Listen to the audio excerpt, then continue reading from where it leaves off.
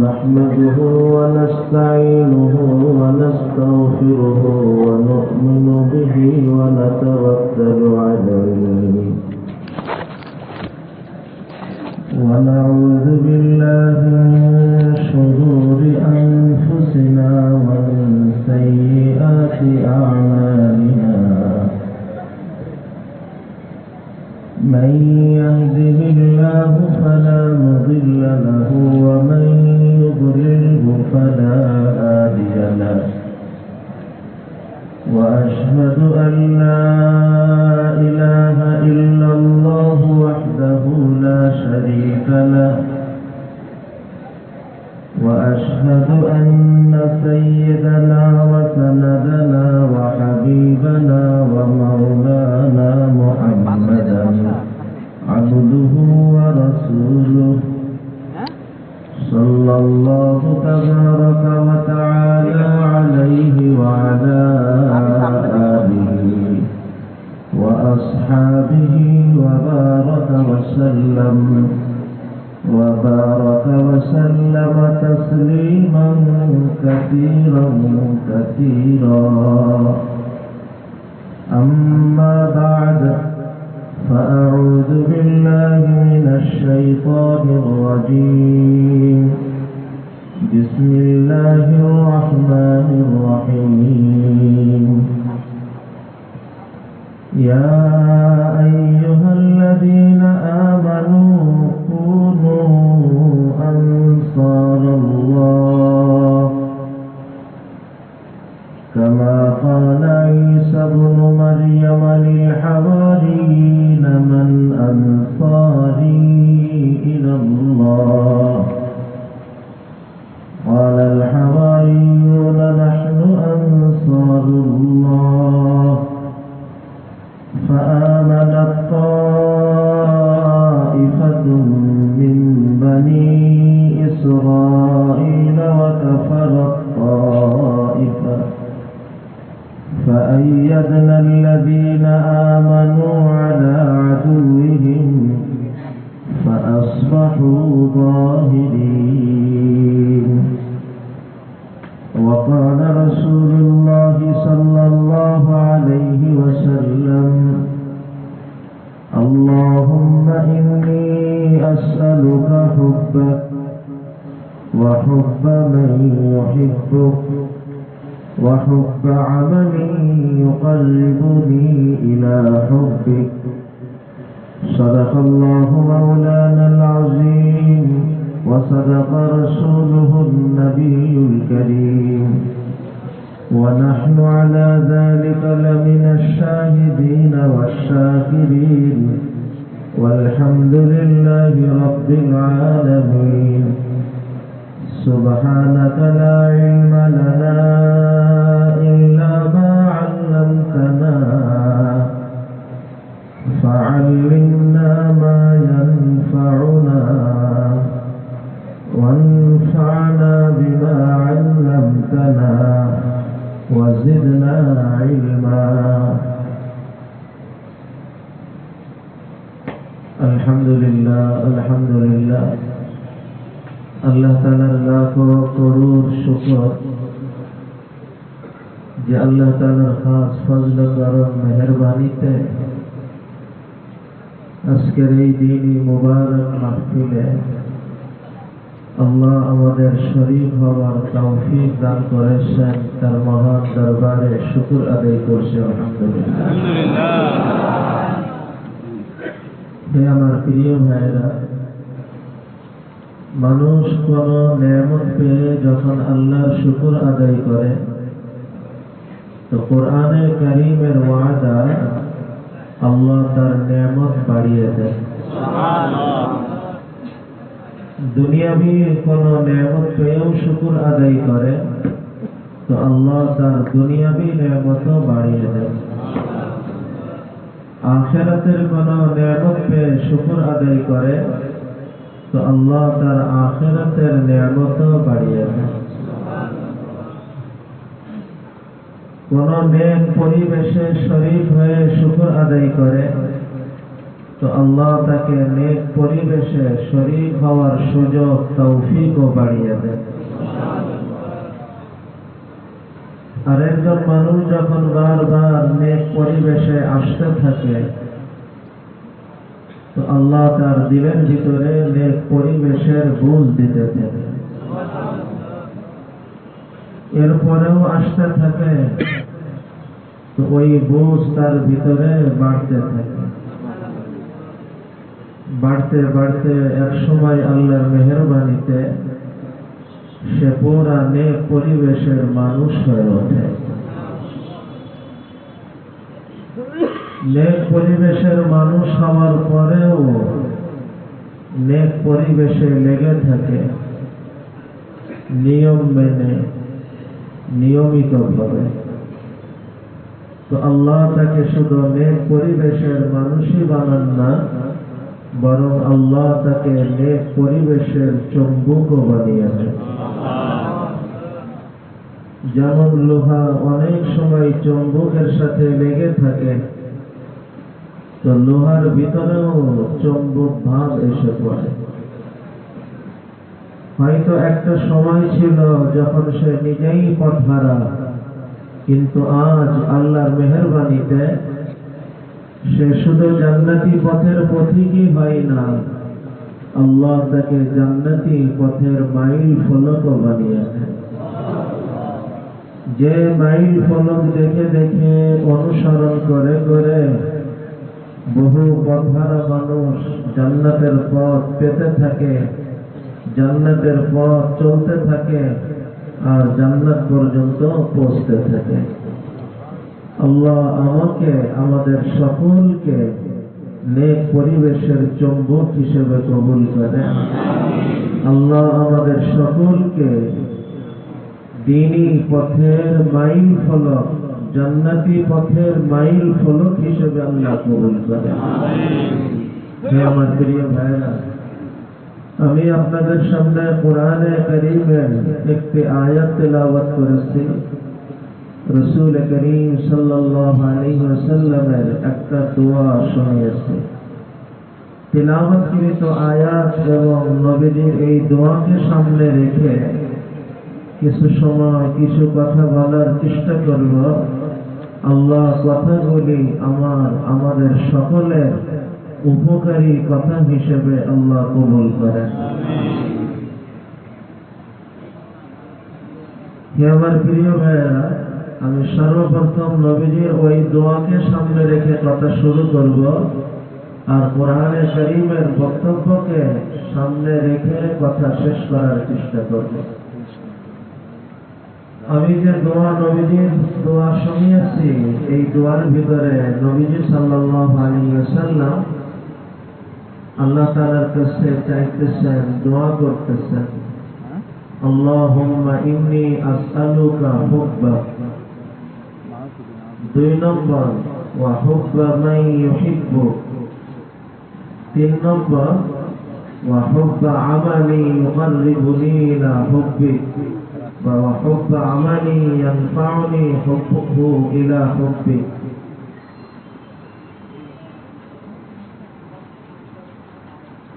এই 3টে অংশ এই দোয়ার মধ্যে। 1 নম্বর, আয় আল্লাহ, আমি আপনার কাছে আপনার মহব্বত চাইতেছি। হে আমার প্রিয় ভাইয়েরা, পুরা দিন মানা, এটাই হইতেছে আমাদের জীবনের সার্থকতা, সফলতা। আল্লাহর মানুষ হতে পারা, এটাই জীবনের সফলতা, জীবনের সার্থকতা। কারণ এই জীবনের মালিকটাকে আল্লাহ, এই জীবনের স্রষ্টাকে আল্লাহ, এই জীবনের সব প্রয়োজন পূরণ করেনেওয়ালা রবকে আল্লাহ। এই 3টার কোন একটা হলেও মানুষ তার হয়ে যায়। উনি আমার মালিক, তো আমাকে তো তার হয়েই থাকতে না। উনি আমার সব প্রয়োজন ব্যবস্থা করেন, পূরণ করেন।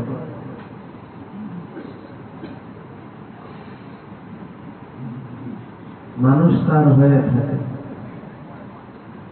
উনি আমার স্রষ্টা। আল্লাহ তাআলার মধ্যে তিনটা 16 আনার 32 আনা। কারোর আপন হওয়ার জন্য, কারোর হয়ে যাওয়ার জন্য এর যে কোনো একটা আংশিক পরিমাণও হয় তো মানুষ তার হয়ে যায়। সমস্ত মানুষ যাদের মধ্যে কিছুটা মানুষত্ব আছে, বাবা মা অনুগত হওয়াকে সৌভাগ্যের মনে করে। হতে পারে না, কিন্তু না হওয়াটাকে দুর্ভাগ্যের মনে করে। কেন? বাবা মার ভিতর দিয়ে সে দুনিয়াতে এসেছে।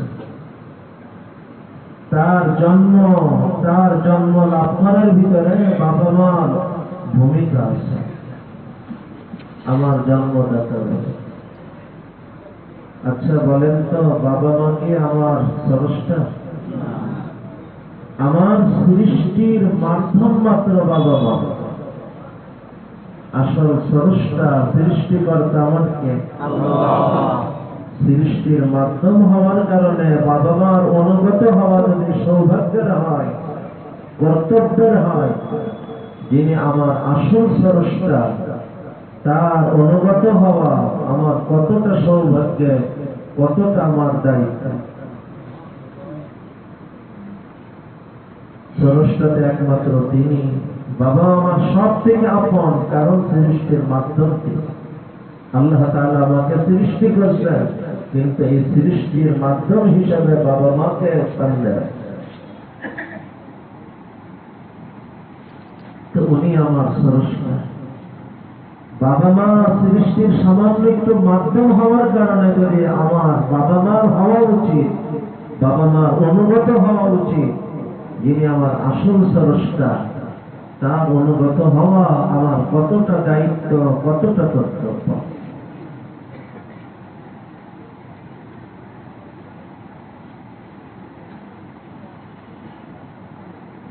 যে যেখানে চাকরি করে, কাজ করে, তার ভিতর দিয়ে তার প্রয়োজন পূরণ হয়, তার সংসার চলে, স্বাভাবিক চলার কিছু ব্যবস্থা ওখান থেকে হয়। সবসময় চেষ্টা করে আমার এই জায়গাটা যেন নষ্ট না হয়, কারণ এই জায়গাটার ভিতর দিয়েই আমার প্রয়োজন পূরণের একটা ব্যবস্থা আল্লাহ করছে। হ্যাঁ আমার প্রিয় ভাই, আমার প্রয়োজন পূরণের ব্যবস্থা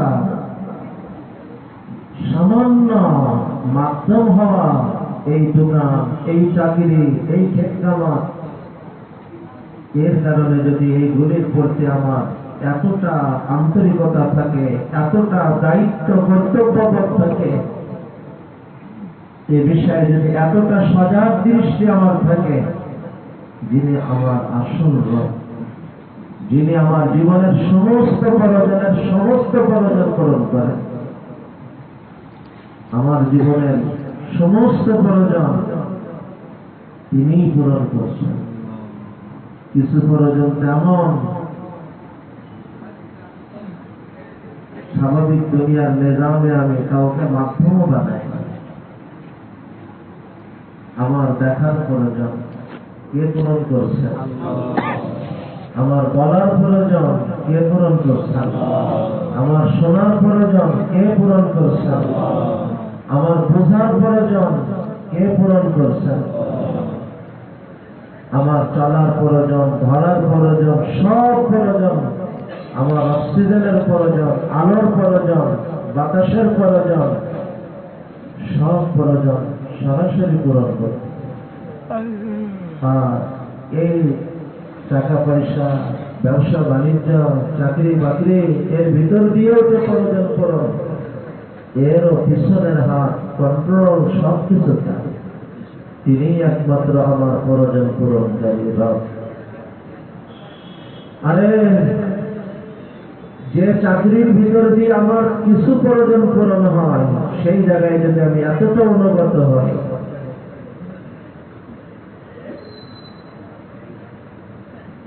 যে কাজের ভিতর দিয়ে আমার কিছু প্রয়োজন পূরণ হয়, সেই কাজের ব্যাপারে যদি আমি এতটা সচেতন হই, যিনি আমার সমস্ত প্রয়োজন পূরণ করার মূল কারিগর, মূল ব্যক্তিত্ব, মূল সত্তা, তার অনুগত হওয়া আমার কতটা দায়িত্ব, তার অনুগত হওয়া আমার কতটা কর্তব্য।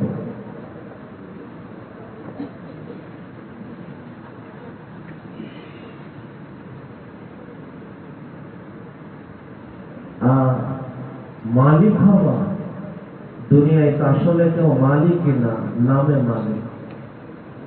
এই নামে মালিক হওয়া প্রভাব কি?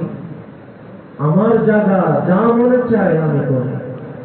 আমার জায়গায় কোথাও আমি ঘর বানাইতেছি, তো কোথাও টয়লেট বানাই।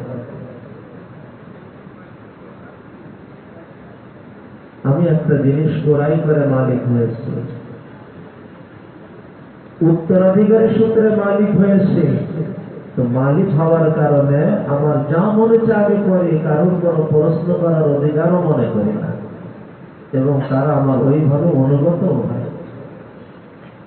আল্লাহ অনুগত করেও আছে। যদি টয়লেটের স্থানকে আল্লাহ জবান দিতেন, আর ওই জায়গায় যদি জবান তুলে বলতো মালিক, সে কি ভালো করছে যে তাকে আপনি ঘরের জন্য নির্বাচন করছেন ওই জায়গা, আর আমি কি অন্যায় করছি যে আমাকে টয়লেটের জন্য নির্ধারণ করছে?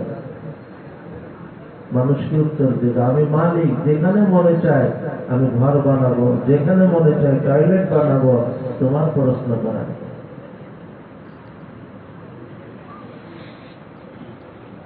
দুনিয়াতে যে যেখানে মালিক মনে করে, সে ওখানে 16 আনা নিজের কর্তৃত্ব চালু করে, এবং তারা মেনে উঠে। হে আমার প্রিয় ভাইরা, এই দুনিয়ায় আমরা যাদেরকে মালিক মনে করি, কেউ কি মালিক? কিন্তু নামে মাত্র মালিক। যিনি নামে মাত্র মালিক হওয়ার কারণে যদি আনুগত্য আবশ্যকীয় হয়, যিনি আমার আসল মালিক, তার আনুগত্য আমার কতটা আবশ্যকীয়। হে আমার প্রিয় ভাই, এই তিনটার কোনো একটা পাওয়া গেলেও, এই তিনটার কোনো একটা পাওয়া গেলেও মানুষ তার অনুগত হয়। আমার মাওলায়ে কারীম তার ভিতরে এই তিনটা 16 আনার 32 আনা পরিমাণ বিদ্যমান। ওই মাওলায়ে পাকের আনুগত্য আমার জন্য কতটা পরিমাণ। এই জীবন মালিক তো তিনি, এই জীবনের স্রষ্টা তো তিনি, এই জীবনের সমস্ত প্রয়োজন পূরণকারীও তো তিনি।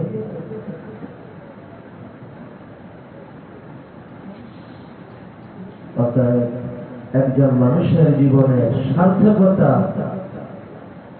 যিনি তার মালিক, যিনি তার রব, যিনি তার খালিক, তার এ কথাই এক অংশ শুধু রবকে নিয়ে কোরআন বলছে না, ঘোষণা কর আমার নামাজ, আমার কুরবানি। আরে একে একে কয়টা বলবে? এক কথাই বলো, আমার জীবন মরণ, আমার জীবন মরণের সব কিছু ওই আল্লাহর জন্য, যিনি আমাকে সহ গোটা বিশ্বকে পালন করছেন। আরে পালছেন কে? আর বলছে তুমি কারবে, পালছেন কে? আর ভাবছে তুমি কারবে, পালছেন কে? আর সিদ্ধান্ত নিচ্ছ তুমি কারবে। তোমার মালিক তিনি, তোমার মালিকের মালিকও তুমি, তোমার সব কিছুর মালিক তিনি, তোমার সমস্ত সম্পদের মালিক তিনি, তোমার সময়ের মালিক তিনি, তোমার গোটা অস্তিত্বের মালিকও তিনি, তোমার প্রয়োজন পূরণকারীও তিনি, তোমার আশপাশের সব পুরা কায়নাতের সমস্ত প্রয়োজন পূরণকারীও তিনি। তোমার প্রয়োজন কে পূরণ করছে আর আজ তুমি কার হয়ে ভাবছ? তোমাকে পালছেন কে আর তুমি চলছ কার হয়ে? ভাবছ কার হয়ে? সিদ্ধান্ত নিচ্ছ কার হয়ে?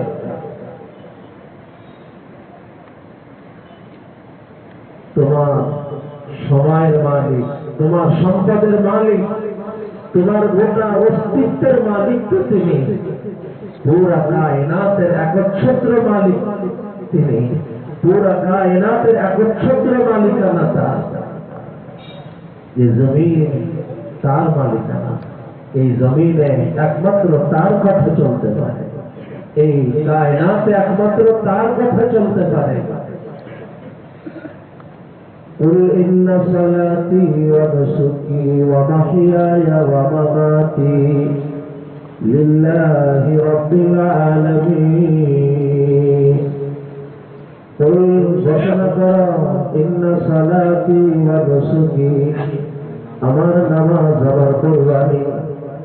আরে একে যে কয়টা বলবে এক কথাই বলো, হায়াতি ওয়া মামাতি, আমার জীবন আমার মরণ লিল্লাহি, ওই আল্লাহর জন্য, রব্বিল আলামিন, যিনি আমি সহ গোটা জগতের প্রতিপালক। আরে যখন তুমি সহ গোটা জগতের একক মালিক, একক প্রতিপালক, একক শ্রেষ্ঠ তিনি, বলো তোমার জীবনে, তোমার জীবনের সব কিছুতে কার কথা চলবে? কার সিদ্ধান্তে চলবে? কার আনুগত্যে তুমি চলবে? কার ইশারাতে তুমি চলবে? যদি তা হয়ে তুমি চলতে পারো, তোমার বাঁচাটাও সুন্দর বাঁচা। তার হয়ে যদি মরতে পারো, তোমার মরাটাও সুন্দর মরা। তুমি যদি তার হয়ে থাকতে পারো, তোমার থাকাটা সুন্দর। তুমি তার হয়ে যদি জীবন কাটাইতে পারো, তোমার জীবন কাটানোটাও সুন্দর। তুমি তার হয়ে যদি জীবন উৎসর্গ করতে পারো, তো তোমার জীবন উৎসর্গ করাটাও সুন্দর। মরব তো তার হয়ে মরব, রক্ত দিব তো তার হয়ে রক্ত দিব, সময় দিব তো তার হয়ে সময় দিব, কোরবানি দিব তো তার হয়ে কোরবানি দিব। জীবনের সব কিছু শুধু তার ইশারাতে, তার আনুগত্যে। হে আমার প্রিয়, এর নাম ইখলাস। জীবন যিনি দিয়েছেন, জীবনকে তার বানিয়ে দেন।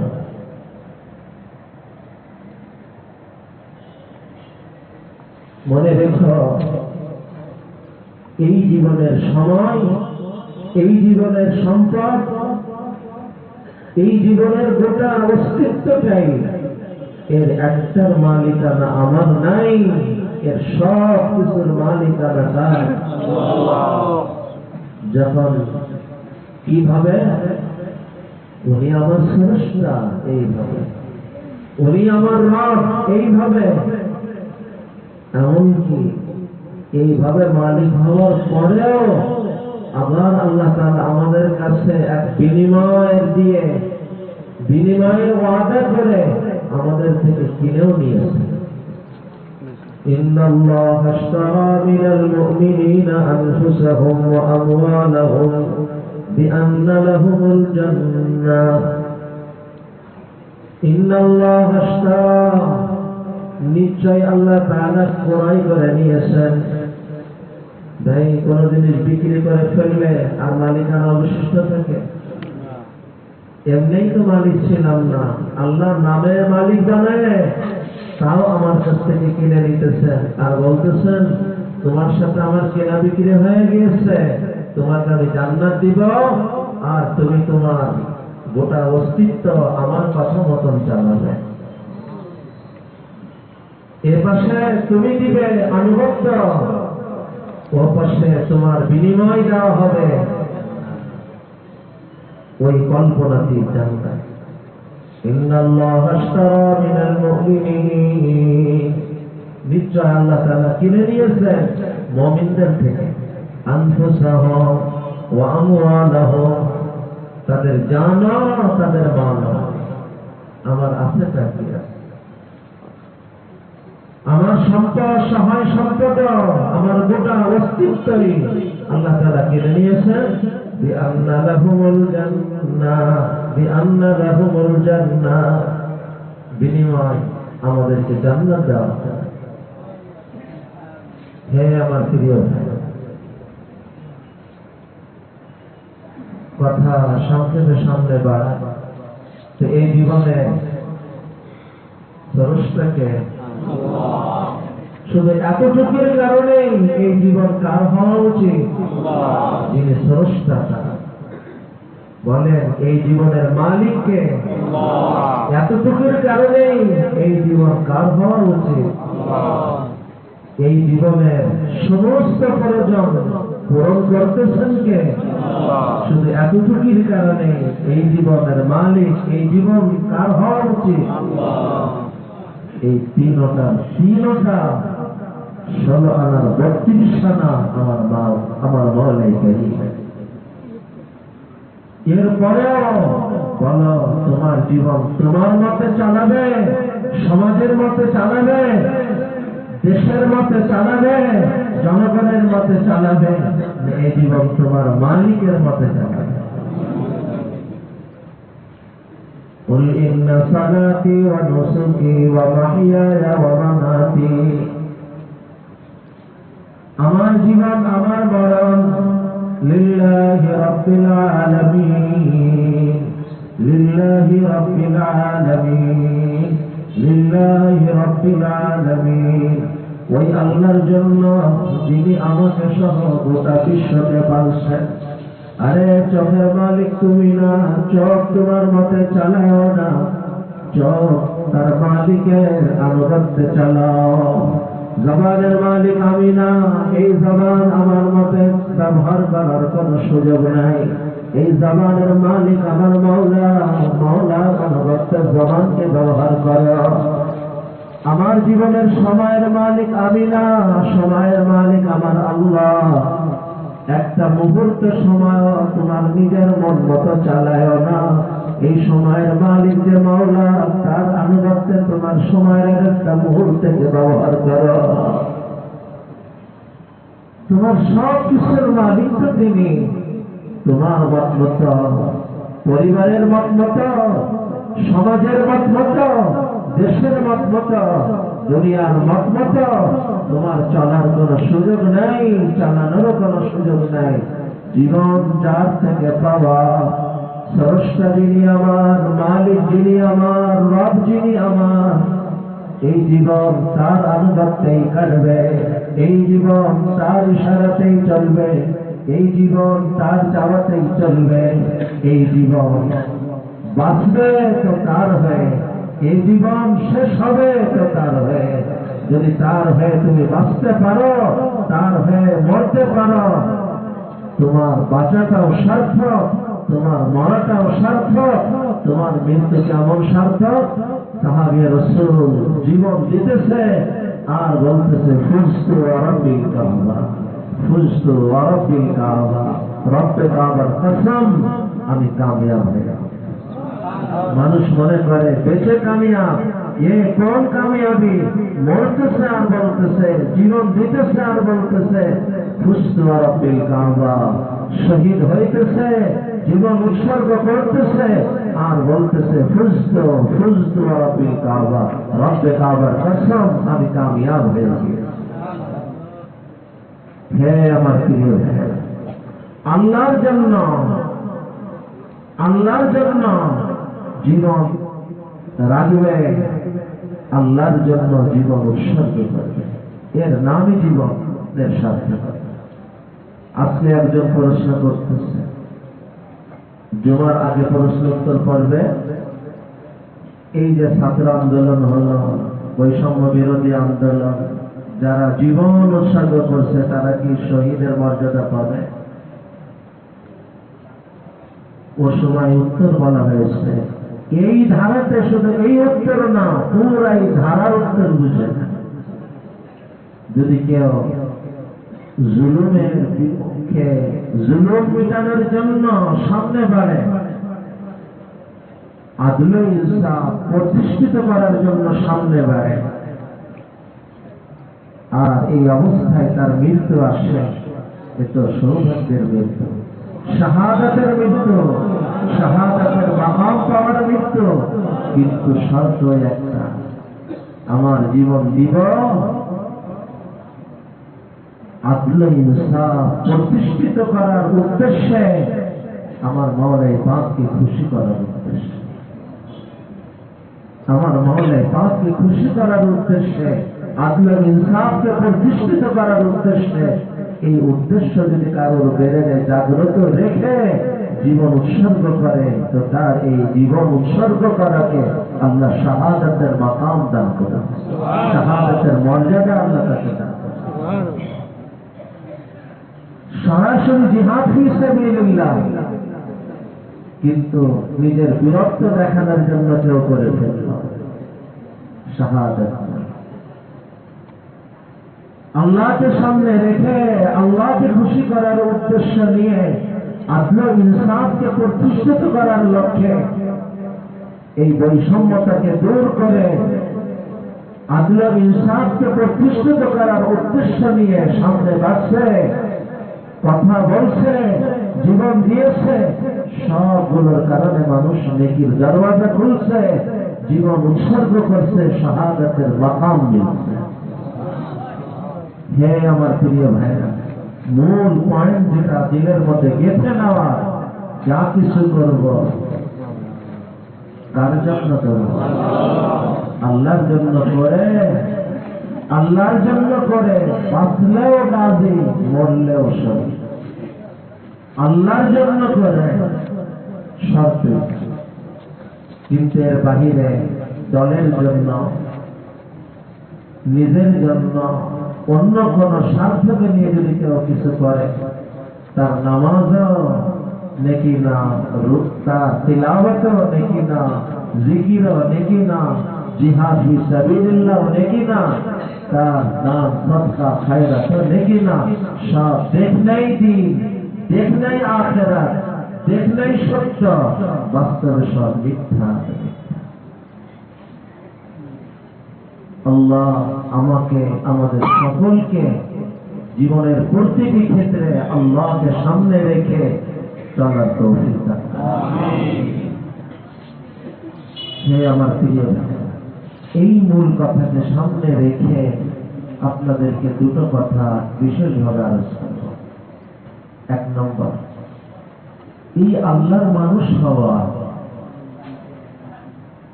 আল্লাহর মানুষ হওয়া,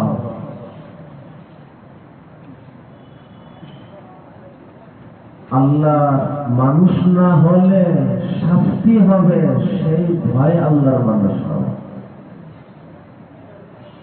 কেউ আল্লাহর মানুষ হওয়া, সে শাস্তি থেকে বাঁচবে, অনেক ফজিলত অর্জন তার হবে। কিন্তু কিন্তু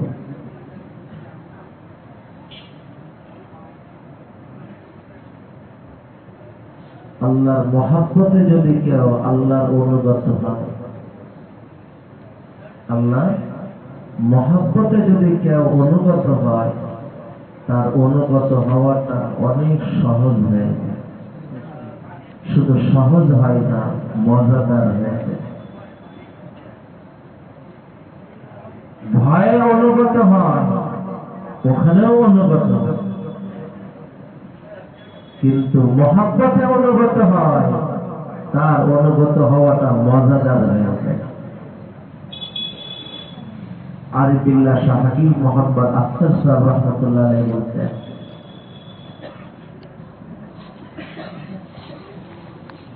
এই আল্লাহওয়ালাদের সোহবতে দিন মেনে চলা, আল্লাহর মানুষ হওয়া শুধু সহজ হয় না, সাধের হয় না। এর পিছনের রহস্য, এর মূল রহস্য হলো মহাব্বতের মানুষদের ভিতর দিয়ে যখন মহাব্বত ইলাহি মিলে যায়, তো মহাব্বত কঠিন জিনিসকে সহজ করে দেয়। দেখেন, দুনিয়ায় বৈধ মহাব্বত বলেন আর অবৈধ মহাব্বত বলেন, মহাব্বতের মানুষের জন্য সারাটা রাত জাগা কষ্ট মনে হয় না, মজাদার মনে হয়। বৈধ মহাব্বত হোক আর অবৈধ মহাব্বত হোক, যে ভালোবাসায় দেওয়ানা, তার প্রিয়জনের জন্য সারাটা রাত যদি কখনো জাগার সুযোগ হয়, এই সারা রাত জাগা, সারা রাত কথা বলা, ঘন্টাকে ঘন্টাকে নাকি কথা বলে, অনেকে নাকি সারা রাতও পার করে ফেলে, ঠিকও পায় না কেন্দ্রে রাত শেষ হয়ে গেছে। এ কি কঠিন ছিল না মজাদার ছিল? যখন অন্তরে মহাব্বত ইলাহি আসে, আল্লাহ তাআলার মহাব্বত আসে, তখন শেষ রাত্রে ওঠা ওই রকম মজাদার। ঠান্ডা পানি দিয়ে ওযু করা মজাদার। আর এগুলো তো অনেক সহজ, জীবন দিয়ে দেওয়াটাও মজাদার। ঠান্ডা পানি দিয়ে ওযু করা মজাদার হয়, শেষ রাত্রে ওঠা মজাদার হয়, কষ্টে অর্জিত সম্পদ আল্লাহর জন্য বিলাই দিতে পারা মজাদার হয়, দামি দামি সময় দোকান বন্ধ করে আল্লাহর রাস্তায় সময় বের করে করা মজাদার হয়। সব কিছু মজাদার হয় যদি দিলের মধ্যে মহাব্বত ইলাহি, আল্লাহর মহাব্বত। আল্লাহর আনুগত্য, এটাই জীবনের সৌভাগ্য, এটাই জীবনের সার্থকতা। কিন্তু মনে রাখা, আল্লাহর এই আনুগত্য, আল্লাহর মহাব্বত অর্জন করার ভিতর দিয়ে যদি কেউ আনতে পারে, আল্লাহর আনুগত্য তার জন্য সহজ হবে, মজাদারও হবে, তার আনুগত্যে কোনো কষ্টই মনে হবে না। এমনকি তার সব কিছু উজাড় করে দেওয়ার মৌকাও যদি আসে, সে নসিব মনে করবে, কিসমত মনে করবে, সৌভাগ্য মনে করবে। সে দেখবে আমি অল্প হারাইতেছি, অনেক বেশি পাইতেছি, অল্প হারাইতেছি, অনেক বেশি পাইতেছি। আপনার পকেটে মনে করেন রূপা ভরা, যদি বলা হয় ভাই রূপাগুলো পানিতে ফেলে দেন, বললেই কি হলো? অত কি সহজ ফেলা? কিন্তু যদি বলা হয়, আর বললে বলার পরে আসতে হয় যে ভাই আপনার পকেটের রূপাগুলো ফেলে দেন, আপনার যে পরিমাণ রূপা আপনি ফেলবেন ওই পরিমাণ স্বর্ণ দিয়ে আপনার পকেট ভরে দেওয়া হবে। এখন বলেন তো, ওই রূপাগুলো ফেলা কি কঠিন হবে? শুধু কি সহজ হবে না আনন্দের হবে? বরং ভাববে আজকে যদি আরো বেশি আমার পকেটে রূপা থাকতো, তাও ফেলতাম, সমপরিমাণ স্বর্ণ পাইতাম। কারণ যা ফেলতেছে দামি, কিন্তু যা পাইতেছে তার সামনে তুচ্ছ। যা ফেলতেছে তো দামি, কিন্তু যা পাইতেছে তা এর থেকে হাজার গুণ দামি। মানুষ যখন আল্লাহর জন্য কুরবানি করে, তার ভিতরে এই দোষটাই কাজ করে এবং বাস্তব বোধ। আমি যে দামি সময় কুরবানি করতেছি, আমি যে দামি সম্পদ কুরবানি করতেছি, আমার এই দামি দামি বস্তু আল্লাহর জন্য কুরবানি করতেছি, আরামের ঘুম কুরবানি করতেছি, আর এই সম্পর্ক কুরবানি করতেছি, কিন্তু এর বিনিময়ে পাইতেছি আল্লাহ।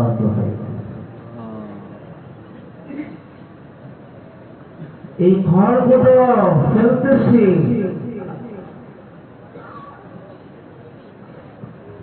আর পুরা কায়নাতের খালিককে আমার করে পাইলাম।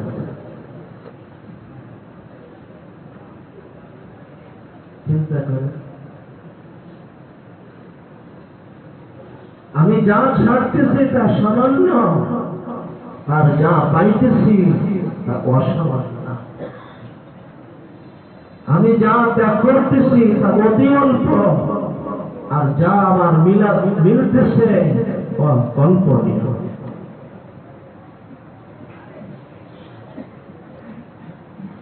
যে আল্লাহকে চিনছে, আল্লাহর মহব্বত আসছে, আল্লাহকে পাওয়ার জন্য তার ত্যাগ স্বীকার করতে কষ্ট হয় না, কঠিন হয় না, স্বাদের হয়, সহজ হয়, স্বাদের হয়, মজাদার হয়, সৌভাগ্য মনে করার হয়।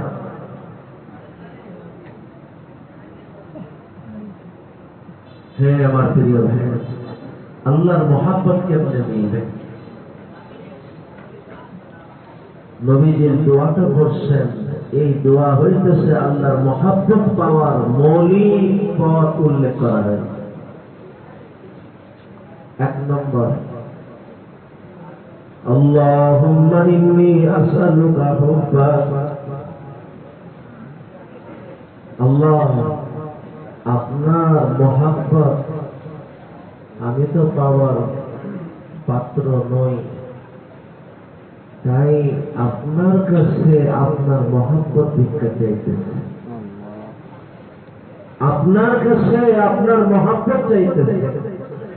মানে আল্লাহ, আপনার মহব্বত নেওয়ার মতন যোগ্যতা আমার নাই, পাত্র আমার নাই। আমি জানি আমি মেহনত করে দৌড়ঝাঁপ করে আপনার মহব্বত পাওয়াতে পারবো না, মহব্বত পাওয়ার যোগ্য হতে পারবো না। তাই সর্বপ্রথম আমার সিদ্ধান্ত,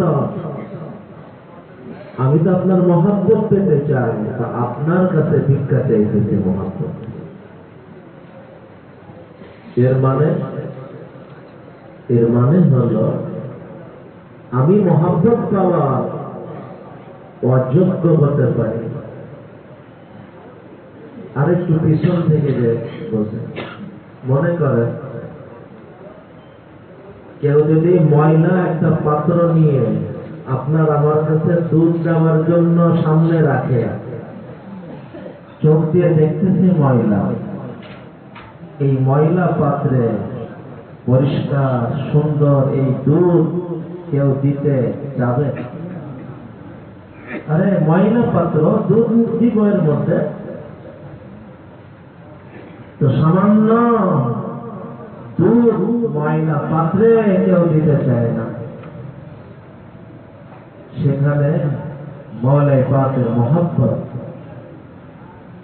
আমি ওই পাত্র নিয়ে হাজির হয়েছি যে দিল নামক পাত্রে হাজারো ময়লা আবর্জনা লেগে আছে, দুনিয়ার ময়লা, গুনাহের ময়লা,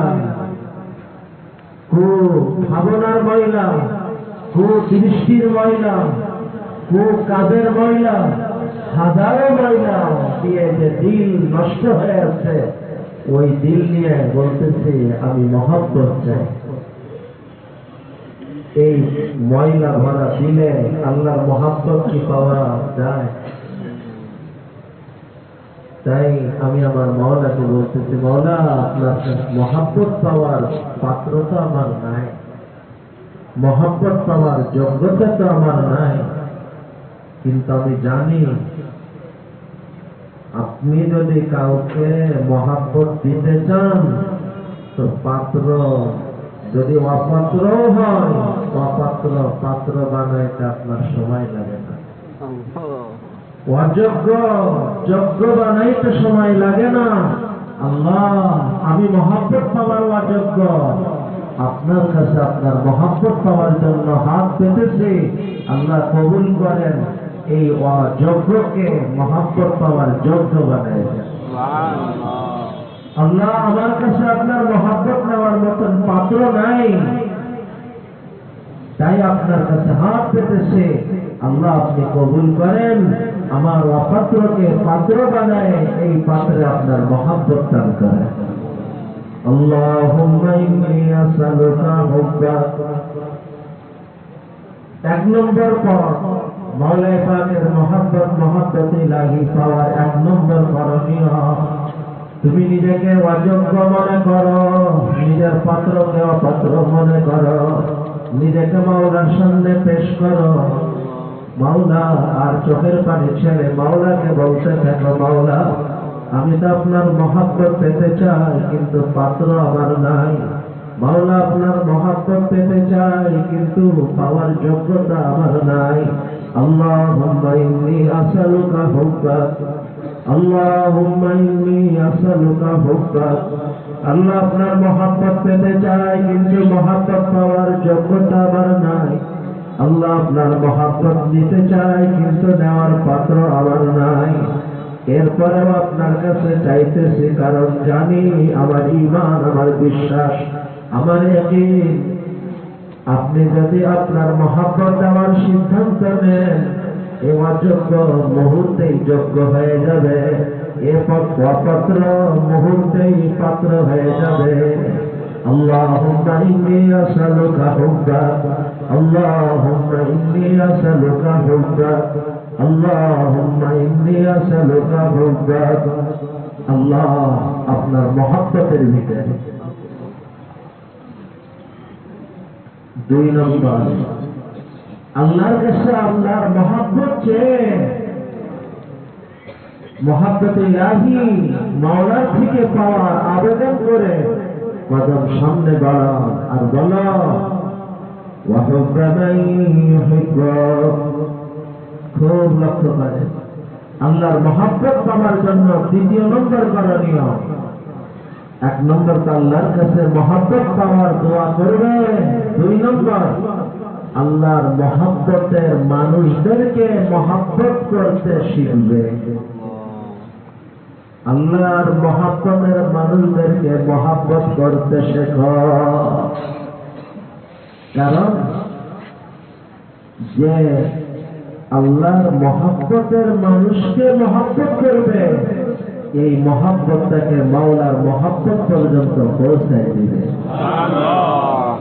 তুমি যদি কারোর আপন হও, ওই আপনের যে আপন হয়, তুমি এক সময় তারও আপন হয়ে যাবে। দুনিয়ায় নিয়ম, আমি যদি কারোর আপন হতে পারি, ওই মানুষটার আপনরাও আমাকে আপন ভাবতে শুরু করে। আল্লাহর মহব্বতের মানুষদেরকে যদি তুমি মহব্বত করতে পারো, তুমি যদি তাদের মহব্বতের পাত্র হতে পারো, এই মহব্বত, মাওলার মহব্বতের মানুষদের এই মহব্বত, এই মহব্বত পর্যন্ত থেমে থাকবে না। এই মহব্বত আসল মহব্বত পর্যন্ত পৌঁছায় দিবে।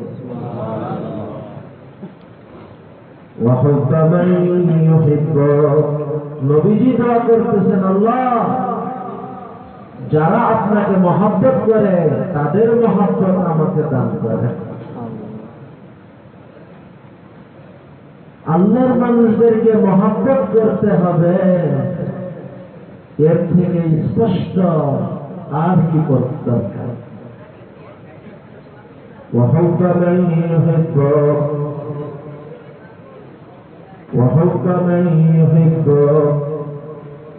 আল্লাহ আপনার মহব্বত চাই, কিন্তু আপনার মহব্বত পাওয়ার জন্য করণীয় 1 নম্বর, আল্লাহর মহব্বতের মানুষদেরকে মহব্বত করতে শুরু করো।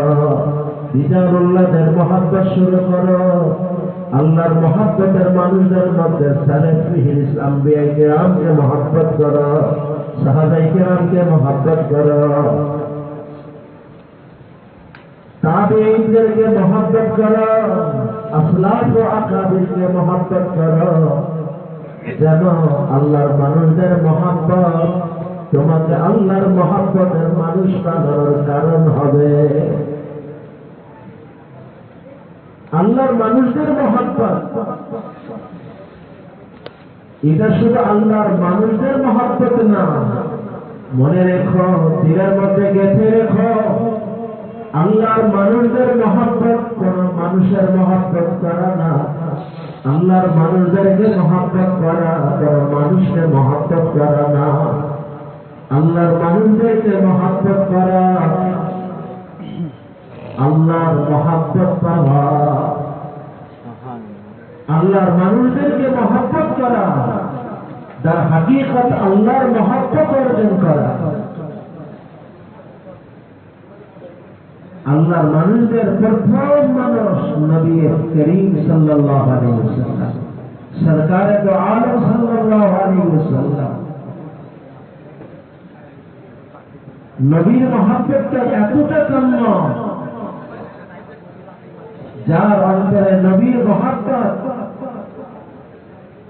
তার সম্পদ থেকে, আত্মীয় স্বজন থেকে, সন্তান থেকে, বাবা মা থেকে, এমনকি নিজের অস্তিত্বের মহব্বত থেকেও রাসূলের মহব্বত না বাড়বে, বলবৎ হবে, প্রাধান্য পাবে, একজন মানুষ মুমিনই হতে পারে। লা ইউমিনু আহাদুকুম হাত্তা আকুনা আহাব্বা ইলাইহি মিন ওয়ালিদিহি ওয়া ওয়ালাদিহি ওয়ান নাসি আজমাইন। সাহাবায়ে কেরাম, এরপর দ্বিতীয় স্তর সাহাবায়ে কেরামের মহব্বত। আরে সাহাবায়ে কেরামের মহব্বত এটা ঈমানের আলামত। সাহাবায়ে কেরামের প্রতি মহব্বতের কমতি এটা মুনাফিকের আলামত। আসলাফ ও আকাবির নবী সাল্লাল্লাহু আলাইহি ওয়াসাল্লাম এ পর্যন্ত বলে দিয়েছেন, আল বারাকাতু মা আকাবিরিকুম। আরে আল্লাহর পক্ষ থেকে আসা বরকত, রহমত তোমার বড়দের সাথে, বড়দের সাথে লেগে থাকো, বড়দেরকে মহব্বত করতে থাকো। আল্লাহর রহমত আসবে, বরকত আসবে, কল্যাণ আসবে, কল্যাণের দরওয়াজা খুলবে, বরকতের দরওয়াজা খুলবে।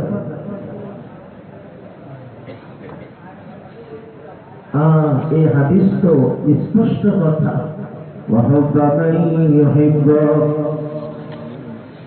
শুধু একজন না, দুইজন না, আল্লাহ যতজন আপনাকে মহব্বত করে, ওই আম্বিয়ায়ে কিরামের মহব্বত করতে আমাকে তৌফিক দেন, ওই সাহাবায়ে কিরামকে ভালোবাসতে আমাকে তৌফিক দেন, ওই তাবেঈনদেরকে ভালোবাসতে আমাকে তৌফিক দেন। আল্লাহ আপনার সমস্ত ভালোবাসার মানুষগুলিকে ভালোবাসার তৌফিক দেন।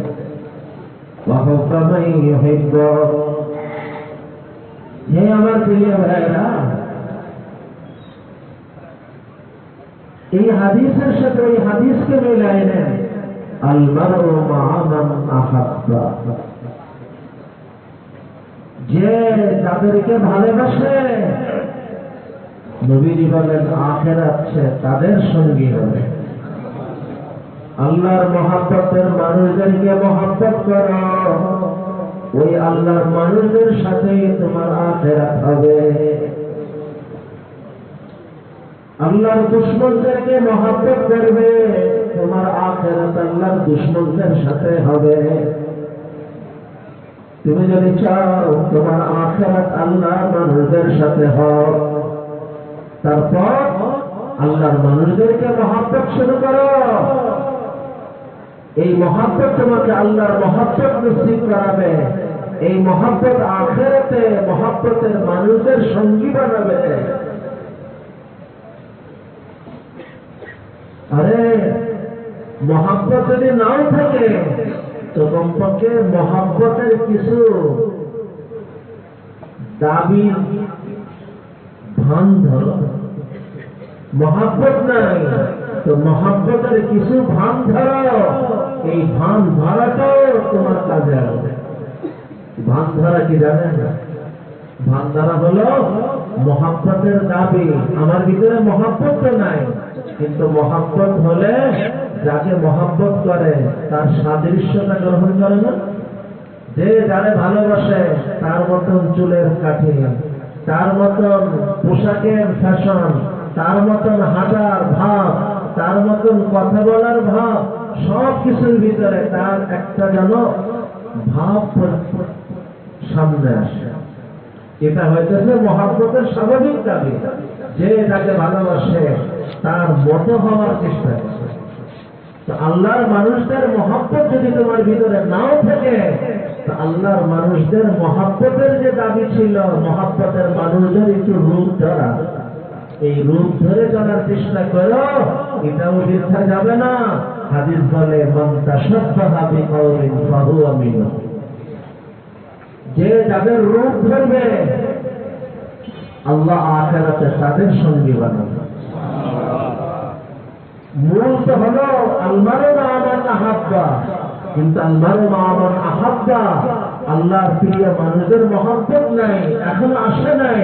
তার মহব্বতের দাবি মুশাবাহাত, মহব্বতের দাবি সাদৃশ্যতা গ্রহণ। এই সাদৃশ্যতা গ্রহণ যদি তুমি করো, এটাও বৃথা যাবে না। তাশাব্বাহু তাশাব্বাহু ইল্লাম তাকুনু মিসলাহুম, তাশাব্বাহু ইল্লাম তাকুনু মিসলাহুম, ইন্নাত তাশাব্বুহা বিল কিরামি ফালাহু, ইন্নাত তাশাব্বুহা বিল কিরামি ফালাহু। আল্লাহর প্রিয় মানুষের সাদৃশ্যতা গ্রহণ করো। মনে রেখো, এই সাদৃশ্যতা ব্যর্থ হবে না, বৃথা যাবে না। আল্লাহর প্রিয় মানুষের সাদৃশ্যতা তোমার কপাল খোলার কারণ হতে পারে। ইন্নাত তাশাব্বুহা বিল কিরামি ফালাহু, সাদৃশ্যতা সৌভাগ্যের দরওয়াজা খুলতে পারে। কারণ ভিতর আগে ঠিক হয়, আগে মহব্বত আসে, পরে মহব্বতের দাবি তারপরে প্রকাশ পায়। আর কারণ আগে বাহির ঠিক হয়, মহব্বতের দাবি সাদৃশ্যতা আসে, এই সাদৃশ্যতা এক সময় তাকে মহব্বতের মানুষ বানিয়ে ফেলে। হে আমার প্রিয় ভাইরা, তো আল্লাহর মহব্বত পাওয়ার জন্য নবীজির এই দোয়া দ্বারা কয়টা কথা আমাদের সামনে আসে? এক নম্বর, নিজেকে আল্লাহর মহব্বত পাওয়া অযোগ্য মনে করে আল্লাহর কাছেই আল্লাহর মহব্বত চেয়ে চেয়ে কবুল করার না। দুই নম্বর, আল্লাহর মহব্বতের মানুষদেরকে দিল জান দিয়ে মহব্বত করো। আম্বিয়া কেরামকে মহব্বত করো, সাহাবায়ে কেরামকে মহব্বত করো, আসলাফ ও আকাবিরকে মহব্বত করো। আল্লাহর প্রিয় মানুষদেরকে, নবীয়িন, সিদ্দিকীন, শুহাদা, সালিহিনদেরকে মহব্বত করো। এই মহব্বত যখন তুমি কাউকে আল্লাহর জন্য মহব্বত করবে,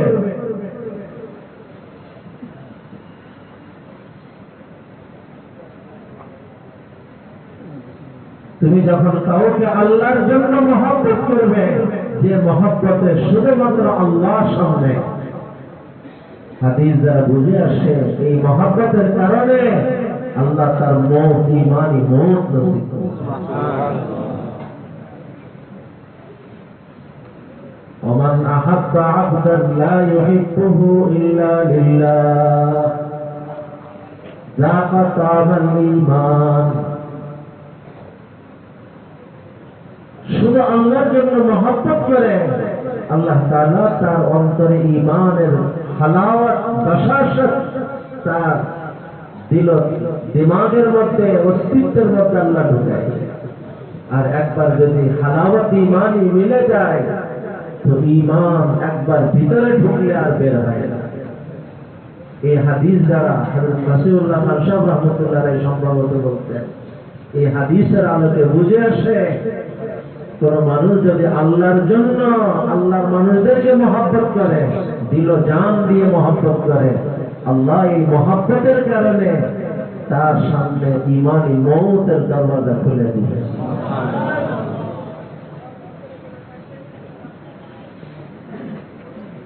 তিন নম্বর, আল্লাহর মহব্বত লাভ করা তিন নম্বর আমল। এক নম্বর তো আল্লাহর কাছে চেয়ে চেয়ে কবুল করা। দুই নম্বর, আল্লাহর মহব্বতের মানুষদের কাছে আসা যাওয়া করে করে আল্লাহর মহব্বতের মানুষ হওয়ার চেষ্টা করা। আল্লাহর মহব্বতের মানুষদেরকে মহব্বত করে করে আল্লাহর মহব্বত হওয়ার চেষ্টা করা।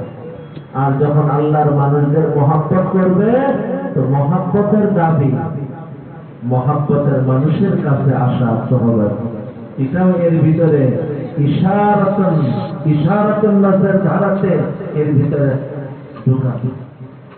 কারণ যা আল বারদু তো মাল জিব্বা, আহলে ইলম বুঝবে যখন মহব্বত আসবে তো লাওয়াজিমাতে মহব্বতও আসবে। লাওয়াজিমাতে মহব্বত, সেই মহব্বতের মানুষের সহবত, মহব্বতের মানুষের মুসাবাহাত, মহব্বতের মানুষের ইতাআত, এগুলো তার ভিতরে আসবে। 3 নম্বর, শেষ নম্বর, যেহেতু রাত অনেক হয়ে গেছে, আয়াতে কারিমা পরে আজ আলোচনার মওকা মুশকিল, এই কথার পরে এই কথাকে শেষ করেন।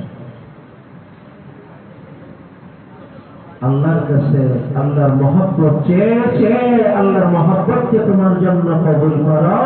2 নম্বর, আল্লাহর মহব্বতের মানুষদেরকে মহব্বত করতে চেষ্টা করো। আল্লাহর কাছে দোয়া করো, তাদের সহবতে হাজির দিতে থাকো, তাদের মহব্বতকে আল্লাহর মহব্বত পাওয়ার ওসিলা মনে করো, তাদের মহব্বতকে আল্লাহর মহব্বত পাওয়ার মাধ্যম মনে করো। ওয়াহুব্বা মান ইউহিব্বু। 3 নম্বর, ওয়াহুব্বা আমালি ইউকাররিবুনি ইলা হুব্বি। শুধু আসা যাওয়া করেই বসে থেকো না, কোমর বাঁধো, যে আমল দ্বারা আল্লাহর মহব্বত মেলে এমন আমল করার ব্যাপারেও কিছুটা সচেষ্ট হয়। আল্লাহর মহব্বত মিলা আমল দেখো, কুরআন ও হাদিসে কোন কোন আমলে আল্লাহর মহব্বত পাওয়ার বাশারাত সুসংবাদ আসছে, ওই আমলগুলোর ব্যাপারে যত্নবান। কোরআন তেলাওয়াত করলে কার মহব্বত বাড়ে? আল্লাহ। কোরআন তেলাওয়াতে যত্নবান হও, দৈনিক সকাল করো কোরআন তেলাওয়াত দিয়ে। তোমার দিনের প্রথম কাজ তোমার রব্বুল আলামিনের কালামে পাক তেলাওয়াতের দ্বারা শুরু করো। কোরআনের দ্বারা, তিলাওয়াতে কোরআন দ্বারা আল্লাহর মহব্বত আসে। জিকিরের দ্বারা কার মহব্বত আসে? আল্লাহ। তো আল্লাহর জিকির করো, আল্লাহর মহব্বত আসবে।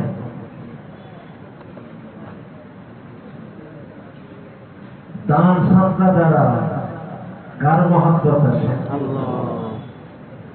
নফল রোজা রাখার দ্বারা কার মহব্বত আসে? আল্লাহ। নফল নামাজ পড়ার দ্বারা কার মহব্বত আসে?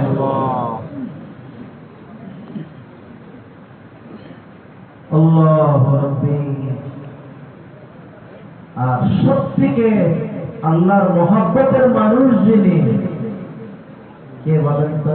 আল্লাহ সাল্লাল্লাহু আলাইহি ওয়াসাল্লাম, রাসূল কারীম সাল্লাল্লাহু আলাইহি ওয়াসাল্লাম। সেই আল্লাহ সত্যিকে প্রিয় মানুষটার পরে বেশি বেশি দুরূদ পড়ে। তো ওই দুরূদের কারণে আল্লাহর মহব্বত আসবে। কি পরিমাণ মহব্বত আসবে! আল্লাহর দয়া যদি কেউ একবার পায়, এও তো কিসমতের, কিন্তু একবার দুরূদ পড়ে আল্লাহর দয়া, আল্লাহর রহমতের পরে 10 বার নাযিল হয়। কথায় দৈনিক দুরূদের খতম হওয়া। যার কাছে দুরূদের কিতাব দেওয়া, গত মাসে আমি এখানে যারা শরীক হয়েছিল প্রত্যেকের হাতে হাতে আমি নিজ হাতে দিয়েছিলাম দুরূদের কিতাব। গত মাসিক প্রোগ্রামে এই দুরূদের কিতাব পাওয়ার পর আজকে পর্যন্ত দৈনিক একবার করে খতম করছে, একদিনও কামাই যায় না। এরকম সাথী কে কে আছে দেখি? একদিনও কামাই যায় না। হাত উঠান তো দেখি কতজন।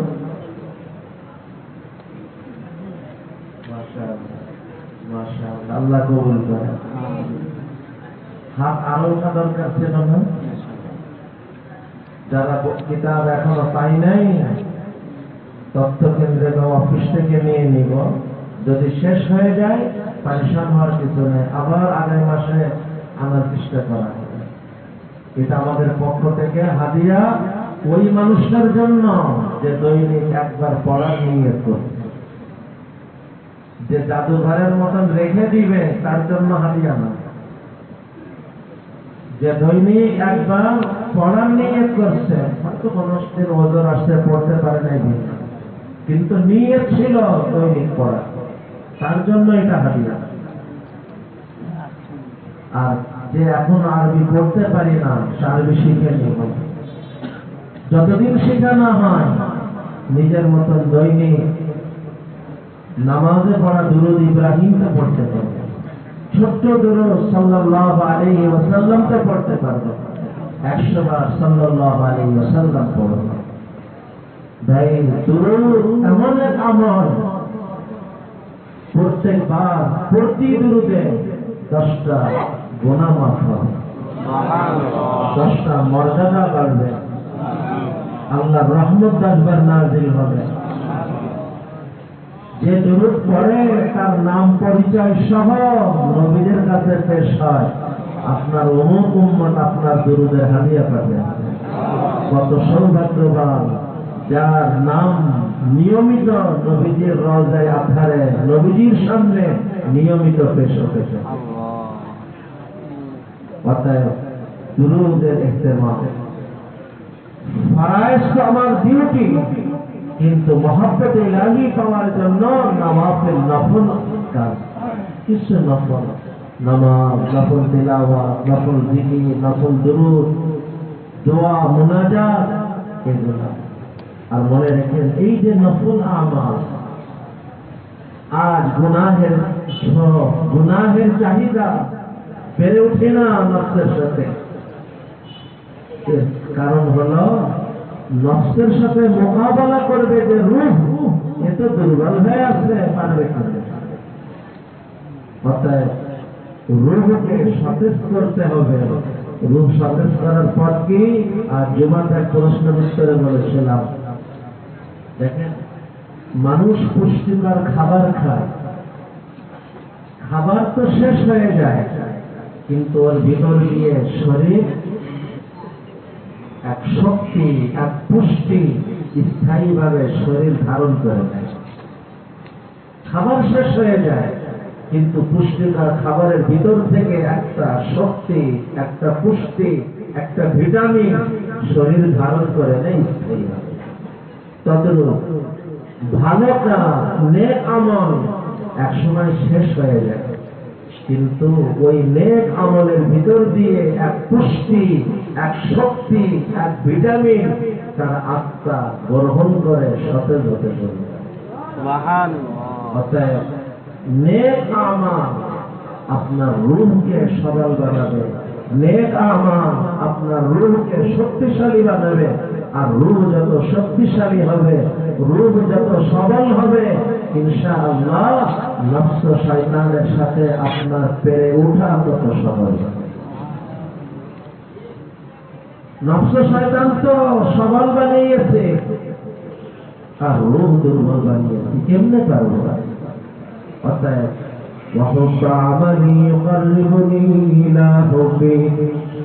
আল্লাহর মহব্বত মিলে এমন আমাল, নওয়াফিলের ইহতিমাম করো, তিলাওয়াতের ব্যাপারে যত্নবান হও, দুরূদের ব্যাপারে যত্নবান হও, জিকিরের ব্যাপারে যত্নবান হও। এই কোরআন তিলাওয়াতের আমাল, জিকিরের আমাল, দুরূদের আমাল, এই সব আমাল তোমার রূহকে সতেজ বানাবে, রূহকে সবল বানাবে, রূহের শক্তি যোগাবে। এক সময় আল্লাহর মহব্বতের মানুষ হয়ে যায়। আর যখন আল্লাহর মহব্বতের মানুষ হবে, এই যে আল্লাহর মহব্বত মৌলিক ধারা, মূল ধারা হলো আমালের মধ্যে নফল। ওয়ালা ইয়াযালু আবদী ইয়াতাকাররাবু ইলাইয়া বিন-নওয়াফিল হাত্তা উহিব্বা, হাত্তা উহিব্বা। আল্লাহর মহব্বত আসবে, এ কথা আমি আগে অনেক খুলে অনেকবার বলছি। ফরজের মধ্যে আল্লাহর নৈকট্যতা, কিন্তু মহব্বত নফলের মধ্যে। এর উদাহরণ মনে আসছে না? কেউ প্রশ্ন করতে, হুজুর ফরজের মধ্যে মহব্বত না, মহব্বত নফলের মধ্যে, কথাটা উল্টো হয়ে গেল। মনে আছে উদাহরণ? একজন দুইজন লোক কাজে নিচ্ছে, সকাল 8টা থেকে 2টা পর্যন্ত কাজ করবে, 500 টাকা মজুরি দেওয়া হবে। 2টার সময় মালিক এসে বলতেছে, ভাই এই 5 মিনিটের কাজটা করে দেওয়া যায়? একজন বলতেছে 2টা পর্যন্ত কথা ছিল, 2টা বেজে গেছে, আর পারবো না। দ্বিতীয়জন বলতেছে এত সময় যার করলাম, এই 2-5 মিনিটে কি হবে, চলেন করে দিতেছে।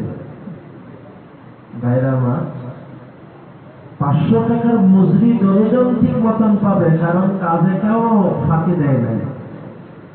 কিন্তু মহাব্বত এই 2 জনের দুজন পাবে না একজন পাবে? কোনজন?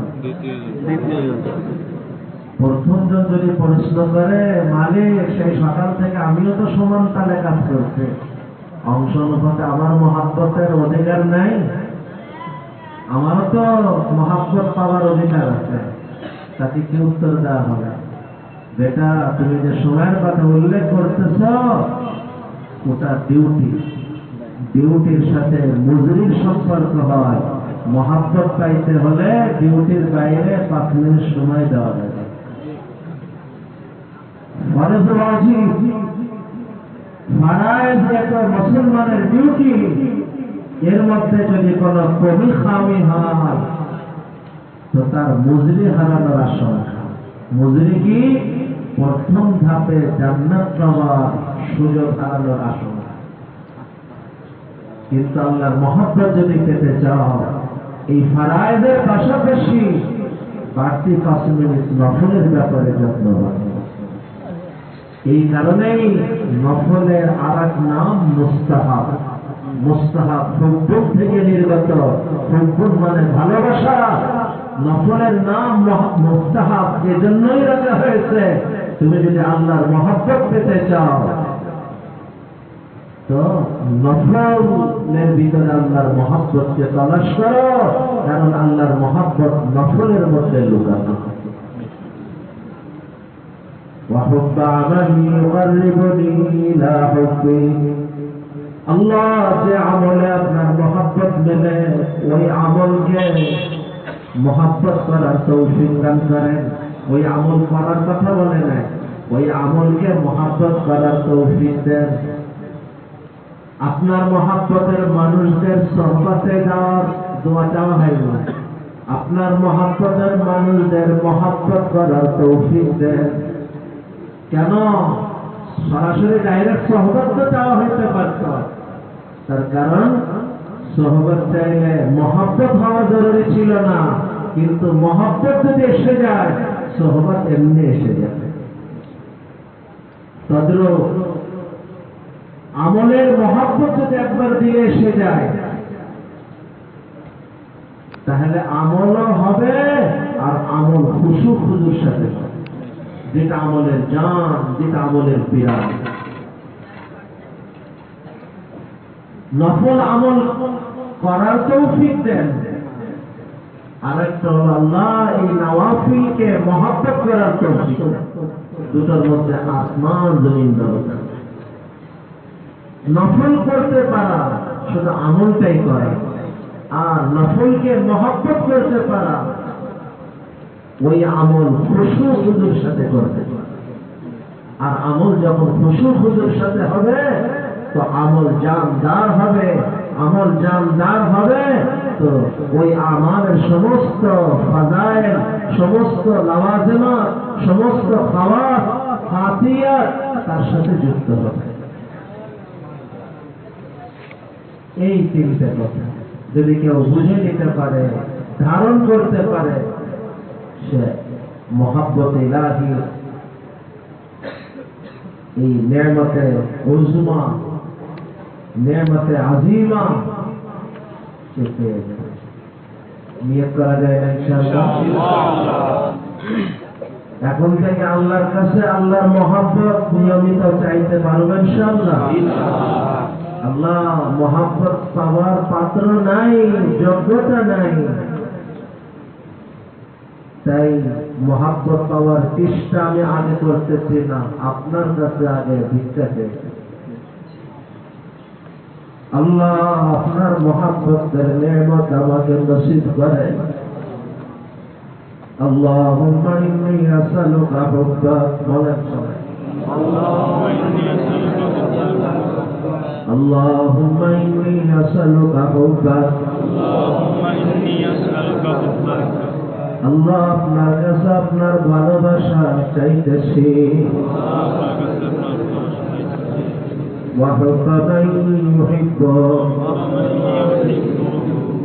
আপনার মহব্বতের মানুষদের ভালোবাসা চাইতেছি। وحب عمل يقربني إلى حبك وحب عمل يقربني إلى حبك وحب عمل يقربني إلى حبك আল্লাহ আপনার মহব্বত মিলার আমালের মহব্বত চাইতেছি। আল্লাহ আপনার মহব্বতের ভিখারি, আপনার মহব্বতের মানুষদের মহব্বত পাওয়ার ভিখারি, আপনার মহব্বতের আমালের মহব্বত পাওয়ার ভিখারি হয়ে হাত পেতেছি। আল্লাহ আপনার মহব্বত আমাকে নসিব করেন। আল্লাহ আপনার মহব্বতের মানুষদের মহব্বত আমাকে দান করেন। যে আমলে আপনার মহব্বত মেলে আল্লাহ ওই মহব্বত আমালের মহব্বত আমাকে নসিব করে। এই তিনটে কাজ যে সামনে রেখে চলতে পারবে, আল্লাহর মহব্বতটা সিনার ভিতরে আসবে, ওই মহব্বতের শাখা প্রশাখা তার গোটা অস্তিত্বের মধ্যে এসে যাবে। মহব্বত ইলাহি তার দৃষ্টিতে প্রকাশ পাবে, শ্রবণে প্রকাশ পাবে, জবানে প্রকাশ পাবে, ভাবনাতে প্রকাশ পাবে, আয় রোজগারে প্রকাশ পাবে, সম্পর্কে প্রকাশ পাবে, তার জীবন যাওয়াতে প্রকাশ পাবে, জীবন জড়াতে প্রকাশ পাবে, এমনকি মরাতেও প্রকাশ পাবে। এই জীবনের মালিক তিনি, এই জীবনের খালিক তিনি, এই জীবনের রব তিনি। আরে এই তিনটের কোন একটা হলেই মানুষ তার অনুগত হয়ে যায়। অনুগত হওয়া দায়িত্ব মনে করে, অনুগত হওয়া সৌভাগ্যের মনে করে। হে আমার প্রিয় ভাইয়া, এই তিনটার তিনটা 16 আনার 32 আনা আমার মালিকের মধ্যে, আমার মাওলার মধ্যে। বলো একটাও আংশিক পরিমাণ পাওয়া গেলে যদি অনুগত হওয়া লাগে, যার ভিতরে তিনটাই পাওয়া যাইতেছে, 16 আনার 32 আনা পাওয়া যাইতেছে, হাকিকি ভাবে পাওয়া যাইতেছে, তার অনুগত হওয়া কি তোমার কর্তব্য না? তার অনুগত হওয়া কি দায়িত্ব না? তার অনুগত হওয়া কি তোমার সৌভাগ্যের না? এই জীবনের স্রষ্টা যিনি, এই জীবন তো তার জন্য। এই জীবনের মালিক যিনি, এই জীবনটা তো তার জন্য। এই জীবনের সব প্রয়োজন পূরণকারী যিনি, জীবনটা তো তার জন্য। সেই মাওলার মানুষ হওয়ার জন্য আজ নিয়ত করো, প্রতিজ্ঞাবদ্ধ হও, বাঁচব তার হয়ে, মরব তার হয়ে। বলেন বাঁচব আল্লাহর হয়ে, মরব আল্লাহর হয়ে। বাঁচব আল্লাহর হয়ে, মরব আল্লাহর হয়ে। বলব আল্লাহর হয়ে, শুনব আল্লাহর হয়ে, দেখব আল্লাহর হয়ে, ভাবব আল্লাহর হয়ে, সিদ্ধান্ত নিব আল্লাহর হয়ে, পা বাড়াব, কদম বাড়াব আল্লাহর হয়ে, হাত বাড়াব আল্লাহর হয়ে। যা কিছু করব, ঘাম ঝরাব আল্লাহর হয়ে, রক্ত ঝরাব আল্লাহর হয়ে, জীবন উৎসর্গ করব আল্লাহর হয়ে। এর নাম ইখলাস, এর নাম তাওহীদ, এর নাম এক কেন্দ্রিক হওয়া, মাওলা কেন্দ্রিক হওয়া। ওই মাওলা মানুষ হওয়ার জন্য তার আনুগত্যকে সহজ করার জন্য মাওলার মহব্বতের মানুষ হওয়ার সিদ্ধান্ত নাও। মাওলার মহব্বত যদি এসে যায়, মাওলার আনুগত্য শুধু সহজ হবে না, লোভনীয় হবে, মজাদার হবে, স্বাদের হবে, অপেক্ষার হবে। মহব্বত পাওয়ার জন্য 1 নম্বর আল্লাহর কাছে মহব্বত চেয়ে চেয়ে কবুল করো। 2 নম্বর মহব্বতের মানুষদেরকে মহব্বত করতে শেখো। 3 নম্বর মহব্বতের আমালের ব্যাপারেও যত্নবান হও। এই 3টে কাজে যদি তুমি যত্নবান হতে পারো, মহব্বত ইলাহি নসিব হবে। মহব্বত ইলাহি নসিব হবে তো আল্লাহর আনুগত্য সহজ হবে, আল্লাহর আনুগত্য নসিব হবে, জীবন সার্থক হবে, কপাল খুলবে, দুনিয়াও বলবে, আখিরাতেও বলবে। তুমি শুধু সফল হবে না, চূড়ান্ত সফলতা অর্জনকারী হবে।